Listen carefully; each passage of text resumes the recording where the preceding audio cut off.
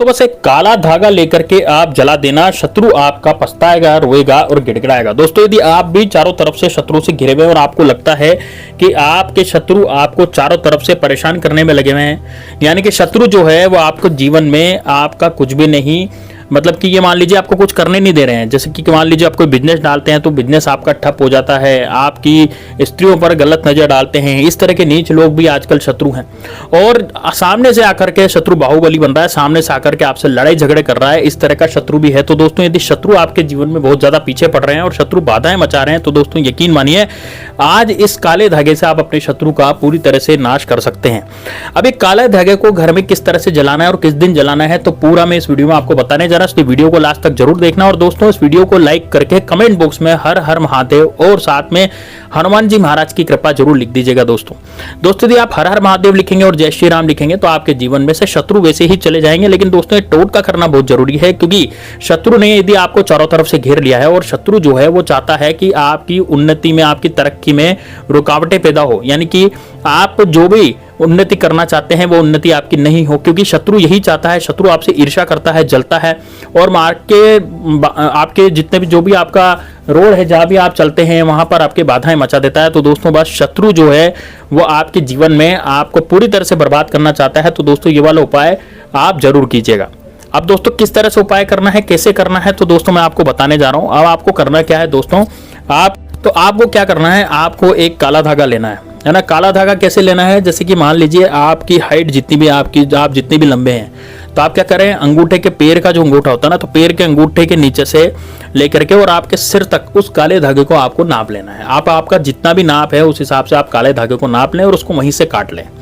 ठीक है। अब आपको ये उपाय करना कब है, देखो दोस्तों इस उपाय को आप शुक्रवार को भी कर सकते हैं, शनिवार को भी कर सकते हैं, रविवार को भी कर सकते हो, मंगलवार को भी कर सकते हैं। ये 4 दिन जो है वो इन उपायों को आपको कर सकते हैं।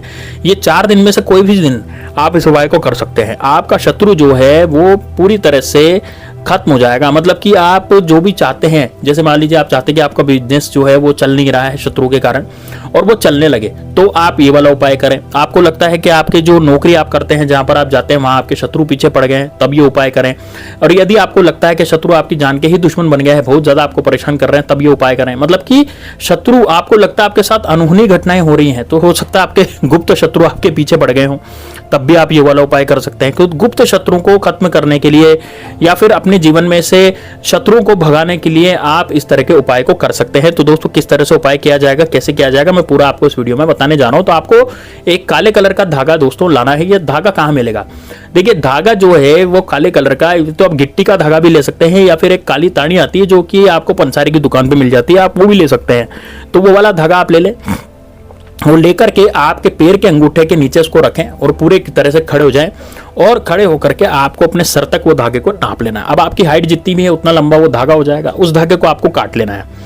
अब धागा काटने के बाद आपको क्या करना है, आपको इसमें हनुमान जी को जो सिंदूर चढ़ाया जाता है, यानी जो कामिया सिंदूर, देखिए दोस्तों सिंदूर जो है वो 2 तरह के होते हैं। तो लाल कलर का सिंदूर होता है, कामिया सिंदूर होता है, यानी जो कि केसरिया रंग का सिंदूर होता है। तो सूखा सिंदूर आप लाएं, है ना, बाजार से सूखा सिंदूर आप ले आए। ये आपके घर में भी यदि उपलब्ध हो तो वहां से ले लें, नहीं तो आप बाजार से ले आए, 2-5 रुपए का एक पैकेट आएगा।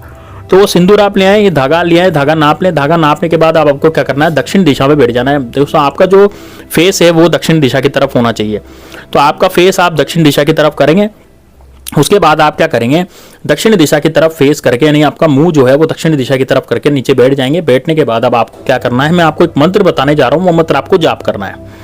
दोस्तों जो काला धागा है, ये काला धागा आपको शत्रु के बंधन से हमेशा हमेशा के लिए मुक्त कर देगा। यदि शत्रु ने आप पर कुछ किया कराया करवा रखा होगा तो वो किया कराया भी आपका पूरी तरह से खत्म हो जाएगा इस काले धागे से, है ना। लेकिन पूरा तरीका जो है वो जानना बहुत जरूरी है दोस्तों, ठीक है।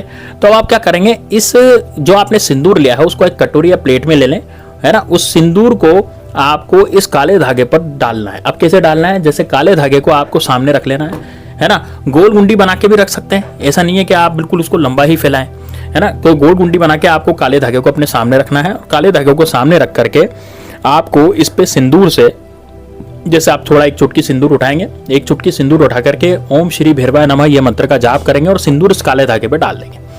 फिर वापस से आप थोड़ा सा सिंदूर चुटकी में उठाएंगे, फिर बोलेंगे ओम श्री भैरवाय नमः, फिर इस काले धागे पे डाल देंगे।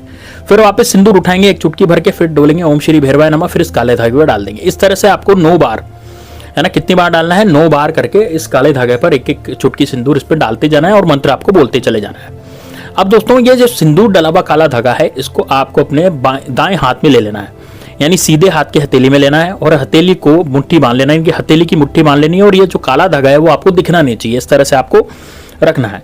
अब आप क्या करेंगे, आंख बंद करेंगे। आंख बंद करके आपको 10 से 15 सेकंड तक अपने शत्रु का ध्यान करना है। मान लीजिए आपका शत्रु ऐसा था जो इसका नाम आप जानते थे, जो प्रत्यक्ष शत्रु सामने से आप पर वार करता है ना, सामने से आप लड़ाई झगड़े करता है, तो इस तरह का कोई शत्रु है तो आपको उसका ध्यान करना है। जैसे मान लीजिए मेरा शत्रु का नाम अजय है और मैं उसको जानता हूं, तो मैं उसका ध्यान करूंगा आंखें बंद करके। मुझे उसके सामने, वो आंखों के सामने उसकी चेहरे, जो शत्रु का चेहरा है वो मेरे सामने आ जाएगा। ठीक है, इस तरह से आपको करना है।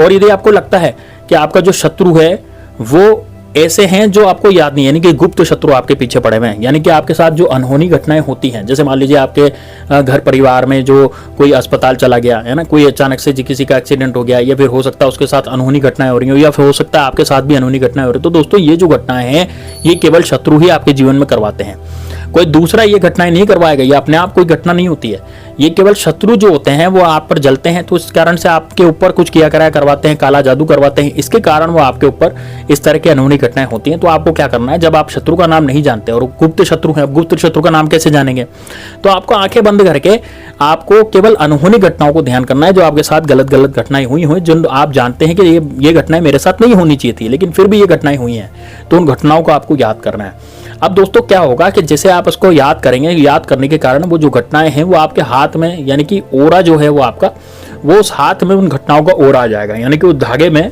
वो घटनाओं का ओरा या फिर आपके शत्रु का जो ओरा है वो प्रवेश कर जाएगा।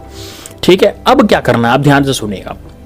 देखिए दोस्तों, इस प्रयोग को आपको केवल एकांत में करना है, यानी कि जब आपका कमरा खाली हो या फिर आप ऐसी जगह पर बैठे हैं जहां पर आपको कोई डिस्टर्ब न करता हो, ऐसी जगह पर आपको ये प्रयोग करना है। ठीक है ना, ऐसा नहीं कि कोई पूछ रहा है कि भाई क्या कर रहे हो क्या कर रहे हो बार बार, तो वो टोक लग जाएगी, तो टोटका जो है वो पूरा का पूरा आपका खत्म हो जाएगा।